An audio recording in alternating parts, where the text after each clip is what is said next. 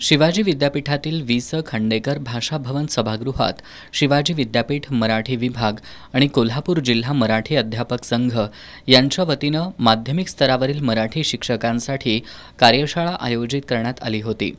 यावेळी शिवाजी विद्यापीठाचे कुलगुरू डॉक्टर डी.टी. शिर्के यांची प्रमुख उपस्थिती होती।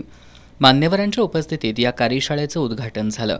यावेळी बोलताना कुलगुरू डॉक्टर डी.टी. शिर्के यांनी बालवाडी ते विद्यापीठ, प्रशासन, अध्यापक संघ अशी एक आगळीवेगळी कार्यशाळा होत असल्याचं समाधान व्यक्त केलं।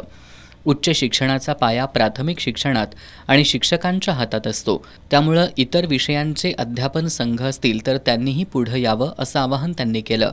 शिक्षकांच्या हातून शेकडो हजारो विद्यार्थ्यांचं भविष्य घडत असतं, त्यामुळे शिक्षकी पेशाला न्याय देण्यासाठी ज्ञानदानाचं काम शिक्षकांनी प्रभावीपणे करणं ही त्यांची जबाबदारी असल्याचं मतही कुलगुरू डॉक्टर डी.टी. शिर्के यांनी व्यक्त केलं।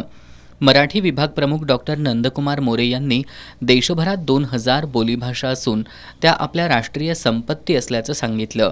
साहित्य जीवन समृद्ध करत मौखिक आणि लिखित संवाद विद्यार्थ्यांमध्ये विकसित करणं शिक्षकांची जबाबदारी असल्याचं त्यांनी सांगितलं।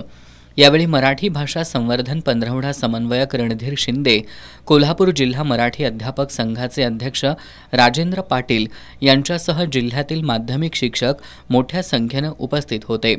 या कार्यक्रमानंतर भाषिक कौशल्य आणि मराठीचं चलनवलन या विषयावर नीता बडवे यांचं व्याख्यान झालं।